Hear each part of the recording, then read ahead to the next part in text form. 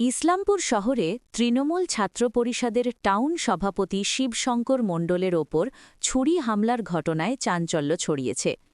গুরুতর জখম অবস্থায় স্থানীয় বাসিন্দারা তাকে উদ্ধার করে ইসলামপুর মহকুমা হাসপাতালে ভর্তি করেন। বর্তমানে সেখানে তার চিকিৎসা চলছে। জানা গিয়েছে, নিজের ভাড়াটিয়াকে ড্রাগ সহ বিভিন্ন নেশা করা থেকে বিরত থাকতে বলা এবং ঘর খালি করার কথা বলতেই এই হামলার ঘটনা ঘটে। অভিযোগ, ভাড়াটিয়া শিবজি সাও আচমকাই ধারালো অস্ত্র দিয়ে শিবশঙ্কর মণ্ডলের ওপর হামলা চালায়। এতে তিনি রক্তাক্ত অবস্থায় মাটিতে লুটিয়ে পড়েন। ঘটনার পর স্থানীয় বাসিন্দারা দ্রুত তাকে উদ্ধার করে ইসলামপুর মহকুমা হাসপাতালে নিয়ে যান। এই ঘটনাকে কেন্দ্র করে ইসলামপুর শহরে ব্যাপক উত্তেজনা ছড়িয়ে পড়ে। খবর পেয়ে ঘটনাস্থলে পৌঁছায় ইসলামপুর থানার পুলিশ। তবে অভিযুক্ত ব্যক্তি বর্তমানে পলাতক বলে জানা গেছে।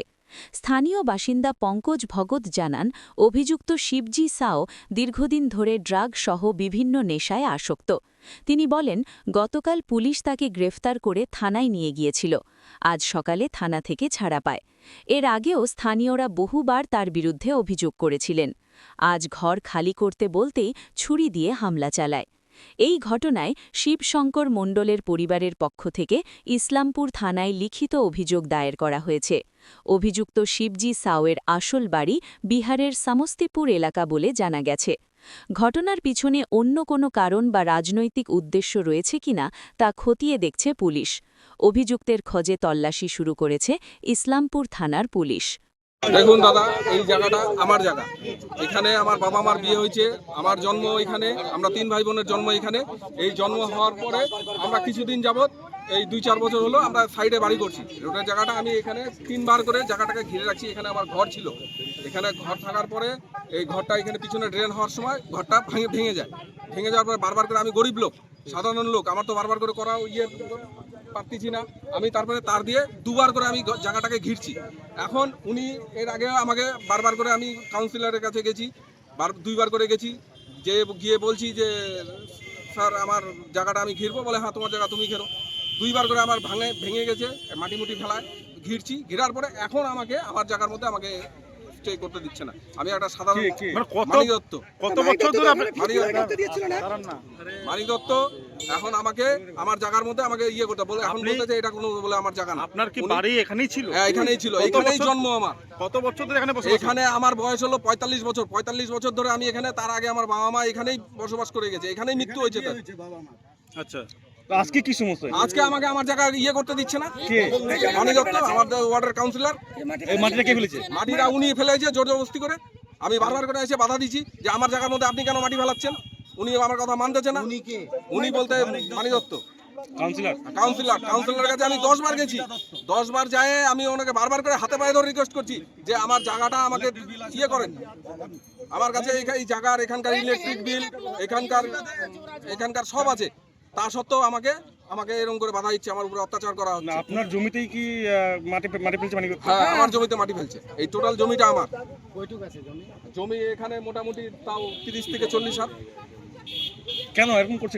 এরকম করছে না, জানি না উনি আমার সাথে কি ব্যক্তিগত শত্রুতা করছে। জমিটা কি উনার? না, উনার না। উনার বাড়ি, আমার বাড়ির পরে একটা রাস্তা, তারপরে হচ্ছে উনার বাড়ি। উনি বারবার করে আমাকে করতেছে। আপনাদের যদি মনে হয় যে আমার এই জায়গা না, আপনি আমার পাড়া প্রতিবেশী যারা আছে তাদেরকে যাই আপনি জিজ্ঞাসা করেন। একবার জিজ্ঞাসা করলে আপনি বুঝতে পারবেন যে এই জমিটা কার। এই যে আমার বাবার নামের মিটারের বিল, এই যে আমাদের গ্যাসের বিল, সব আছে। এই যে আপনারা দেখে নেন, প্রমাণ আমার কাছে আছে।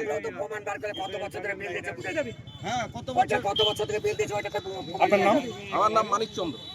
ঠিক আছে। বাবার নাম স্বর্গীয় নিতাই চন্দ্র। আপনার বিরুদ্ধে এই জায়গা জবরদখলের অভিযোগ করতেছে, কি বল? এটা এর থেকে বড় হাস্যস্কর কিছু হতে পারে না তো। এই যে আমার বিরুদ্ধে অভিযোগ করলো, আমি দেখলাম ওখানে দাঁড়িয়ে বলছে, তোমাদের এখানে বলছে, দেখলাম এরা এখানকার কোনোদিনই ছিল না।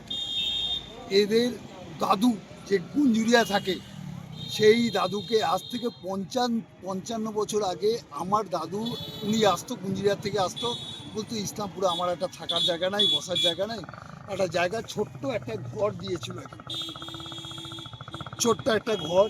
আমরা এই ফাঁকা জায়গাটা না আমাদের পাড়া প্রতিবেশীরা আমরা ফাঁকাই রেখে দিয়েছি, কাউকে কোনো কিছু দখল করতে দিইনি। না কেউ দোকান করবে আমাদের মধ্যে, ঠিক আছে, না কেউ দোকান করবে, না কিছু করবে, আমাদের বাড়ির সামনে একটা ফাঁকা থাকবে। এটা আমাদের পাড়া প্রতিবেশীদের সিদ্ধান্ত। এটা আজকে না, বহুদিন আগে। এইবার যখন ওর দাদু চলে গেল তখন এদেরকে দিয়ে গেছে, ছোট্ট একটা ঘর দিয়ে গেছিলো। এখন টানতে টানতে ওরা লম্বা টানিয়েছে। এই যে এমআর ডিলার অ্যাসোসিয়েশনের অফিসটা দেখতে পাচ্ছেন না, এমআর ডিলার অ্যাসোসিয়েশনের অফিসটা ওরা বিক্রি করেছে, ওইখানটা বিক্রি করে দিয়ে চলে গেছে।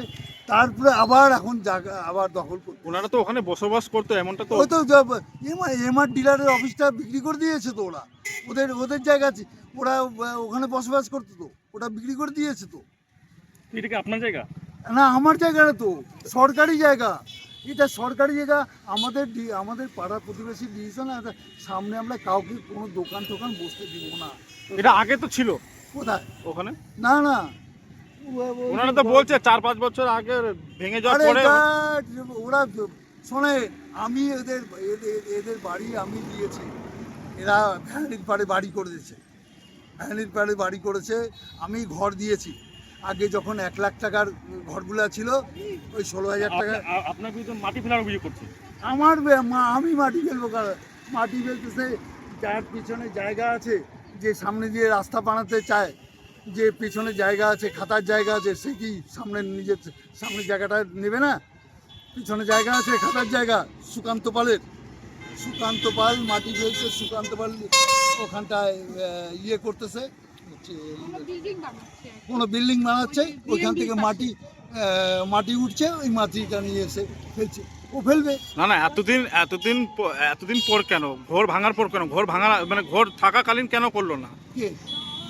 যার জায়গা আপনি বলছেন যে পিছনে জায়গা আছে, হ্যাঁ, তো ঘর থাকাকালীন কেন করলো না তখন? ঘর থাকাকালীন সুকান্ত পাল বেশি দিন জায়গাটা কিনেনি তো।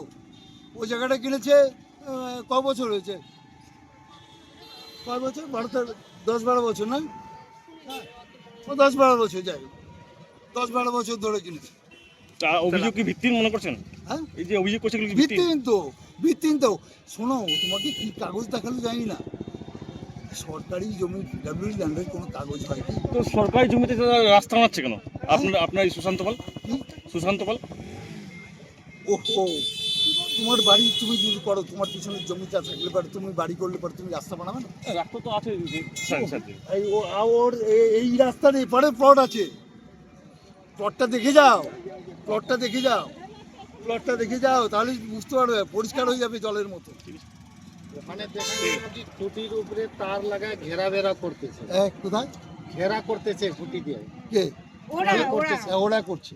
আচ্ছা, ঠিক, ওরা করতেছে। আমাদের কথা, আমাদের পাড়া প্রতিবেশীর কথা, এখানটা কোনো কিছু হবে না। তো মানে 50 বছর 55 বছর ধরে খালি করে আছে, কেউ দোকান করবে তো কবেই করি, ঠিক, কোনো দোকান হবে না এখানে। ঝামেলা হলো এখানে এখানে কি নাম বলবো, মানিক একটা ছেলে, ওর এইটা জায়গা, বাট আমাদের যে ইউনিয়ন অফিসটা আছে, সাব ডিভিশনের ইউনিয়ন অফিসটা যে আছে, আমি ইউনিয়নের সাব ডিভিশন সেক্রেটারি, ওর কাছ থেকে আমরা এই জায়গাটা নিয়েছি। তার পাশে আমাদের 3 হাত জায়গা ছাড়া আছে। তারপরে এই জায়গাটা ওর আগে বাউন্ডারি করা ছিল, ঘরও ছিল একটা, ওর বাউন্ডারি করা কাঁচা ঘর ছিল। আমরা এটা দেখতাম। আজকে যে এই ঘটনা হয়েছে আমরা কিছু মানে জানি না।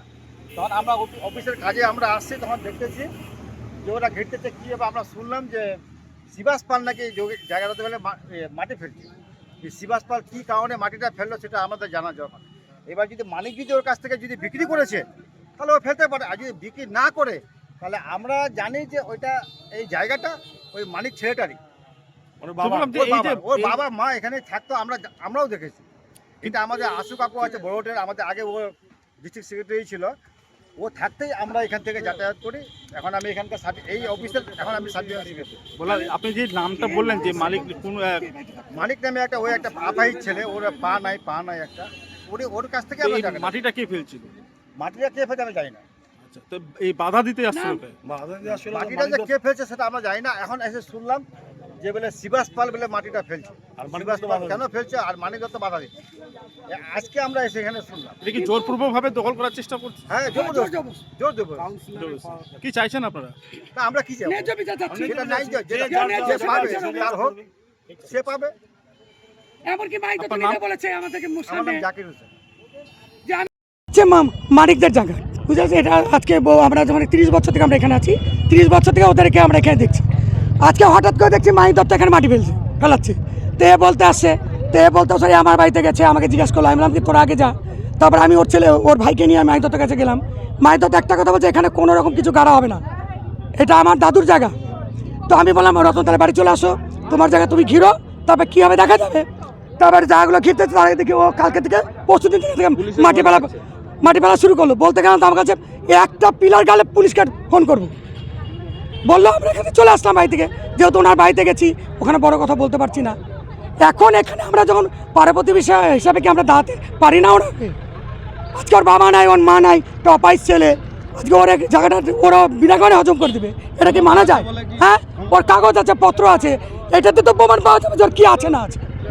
হ্যাঁ, আজকে আমাকে বলছে তুই এখানে কি করতে আসছিস? আজকে মেম্বার হয়ে কথা বলতে পারে আপনারা কত বছর ধরে এখানে বসবাস করেন? না? আমি 30 বছর তো আমি এখানে দেখছি ওকে, তারও আগে থেকে ওরা আছে।